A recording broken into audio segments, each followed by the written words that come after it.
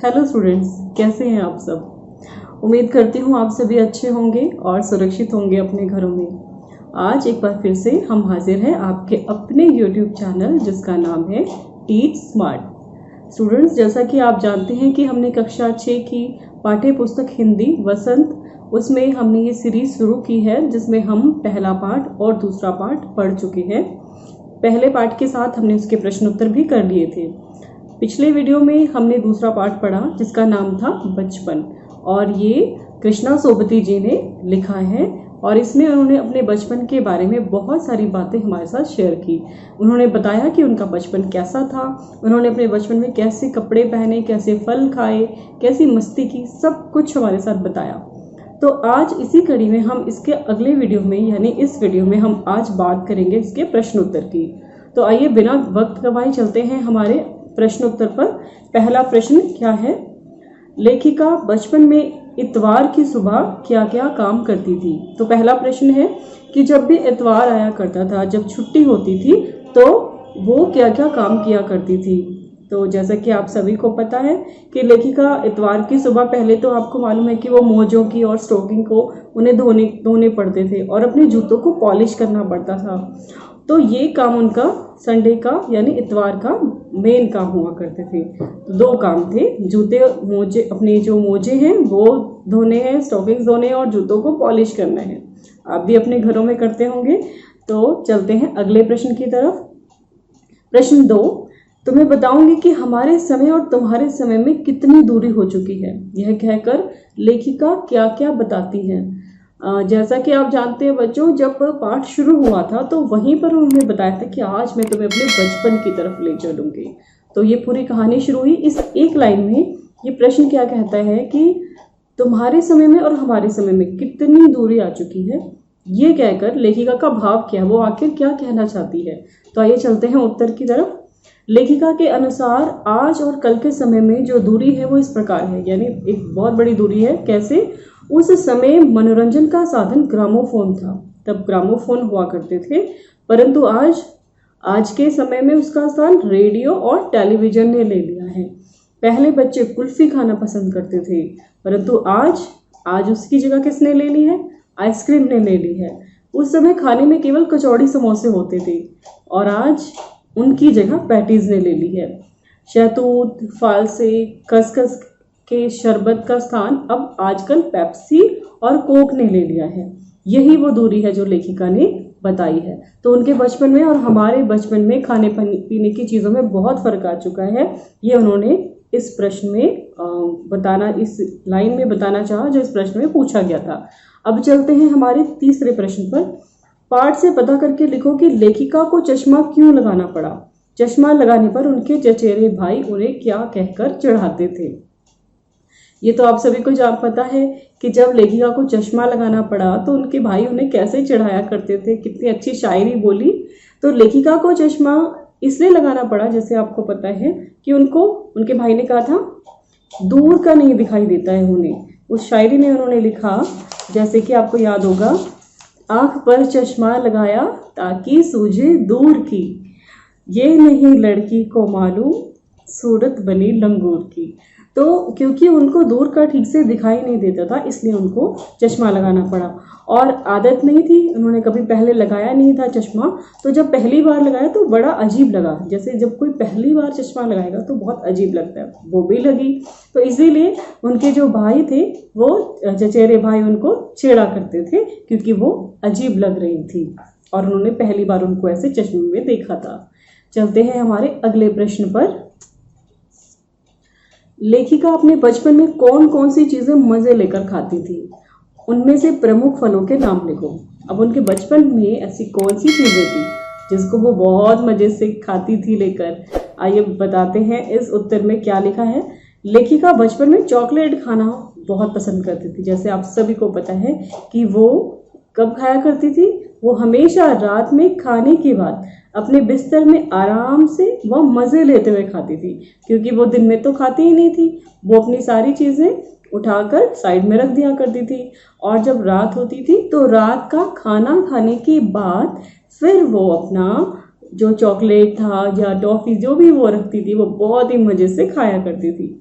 इसके अलावा लेखिका को और क्या पसंद था, उसमें प्रमुख फल पूछे गए हैं। इसके अलावा लेखिका को काफल, रसभरी, कसमल और चेस्टनट बहुत पसंद थे और वो चने भी खाती थी। तो ये सारी चीज़ें लेखिका को पसंद थी। अब चलते हैं हम आगे संस्मरण से आगे। संस्मरण से आगे कुछ प्रश्न हैं, उनको करते हैं। लेखिका के बचपन में ग्रामोफोन, घुड़सवारी, शोरूम में शिमला, कालका ट्रेन का मॉडल और हवाई जहाज की आवाज़ें ही आश्चर्यजनक आधुनिक चीज़ें थी। आज क्या क्या आश्चर्यजनक आधुनिक चीज़ें तुम्हें आकर्षित करती है, उनके नाम लिखो। तो लेखिका के समय में तो अलग अलग चीज़ें थी, जैसे कि उन्होंने बोला कि हवाई जहाज की आवाज़, वो शिमला, वो जो कि कालका शिमला ट्रेन का वो जो मॉडल था वो ही उनको कितना अच्छा लगता था। तो तुम्हें क्या अच्छा लगता है? अब यहाँ पर जो उत्तर लिखा है वो आपके लिए ज़रूरी नहीं कि आप यही आंसर लिखेंगे। अगर आपको इसके अलावा कोई और भी चीज़ पसंद है तो आप वो भी इसमें लिख सकते हैं। उदाहरण के लिए ये चीज़ें यहाँ पर दी गई हैं। आज के समय की आधुनिक चीज़ें जैसे metro train, mobile phone, computer, MP3 player, car, video games हो सकती हैं आदि हमें आकर्षित करती हैं। तो इसके अलावा आपके दिमाग में जो आइडिया आए, जो आप सोच रहे, हो सकता है कोई और चीज़ आपको आकर्षित करती है, तो वो अपने अपने उत्तर में ज़रूर लिखिएगा। अब चलते हैं अगले प्रश्न पर।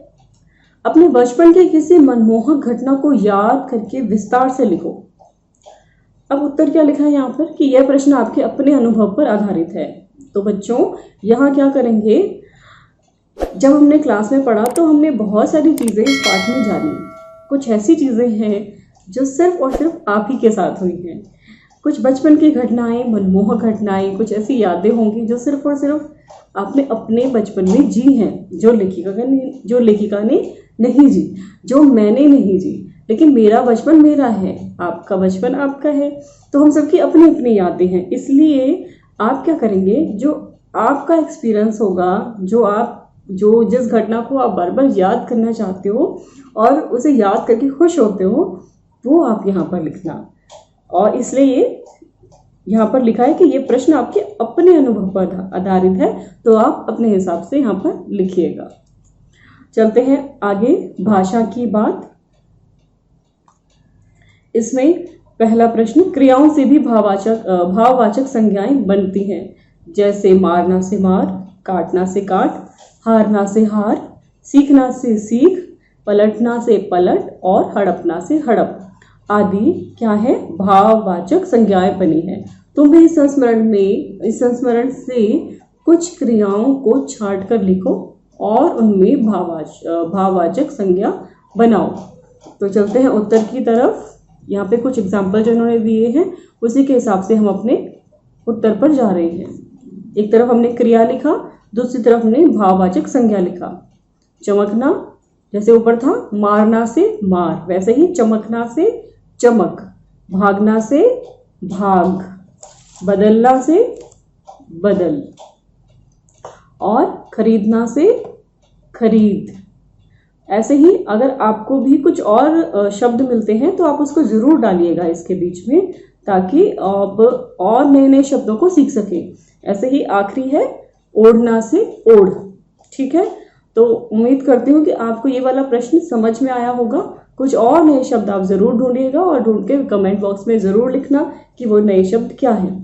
अगला प्रश्न, संस्मरण में आए अंग्रेजी के शब्दों को चार्ट कर लिखो और उनके हिंदी अर्थ जानो।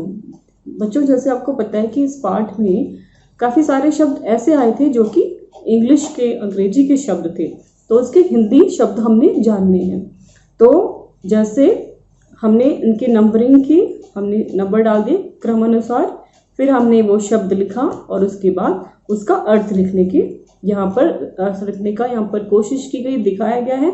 इसके अलावा अगर आपको लगता है कोई और शब्द जो रह गया है वो आप ज़रूर लिखिएगा। पहला है फ्रॉक, लड़कियों के पहनने का घेरदार झबला। दूसरा स्कर्ट, लड़कियों के पहनने का घेरदार घाघरा, जिसमें बहुत सारा कपड़ा होता है, प्लेट्स डाल के बनाया गया। चॉकलेटी मतलब भूरा। लेमन कलर, जैसे नींबू जैसा रंग। पॉलिश, जूतों को चमकाने वाला पदार्थ। ऑलिव ऑयल यानी जैतून का तेल। कैस्टर ऑयल, अरंडी का तेल। यहाँ पर रेड लिखा है आप इसे यहाँ पे लिखेंगे अरंडी का तेल। ग्रामोफोन, गाने सुनने का यंत्र। आइसक्रीम, कुल्फी जैसे। पैटीज, कचौड़ी जैसी। ब्राउन ब्रेड, भूरे रंग का पाव। और स्पीड यानी कि गति। तो बच्चों, इसी के साथ हमारे इस पार्ट के सारे प्रश्न उत्तर हम यहाँ पर ख़त्म करते हैं और अब मिलते हैं आपसे अगले वीडियो में। तब तक आप इन प्रश्नों को ठीक से समझिए और इसे लिखिए। कुछ समझ नहीं आता है तो आप उसे दोबारा सुनिए और इसके अलावा भी कुछ रहता है तो आप कमेंट बॉक्स में ज़रूर बताइएगा। मिलते हैं आपसे अगली वीडियो में, तब तक के लिए बाय बाय।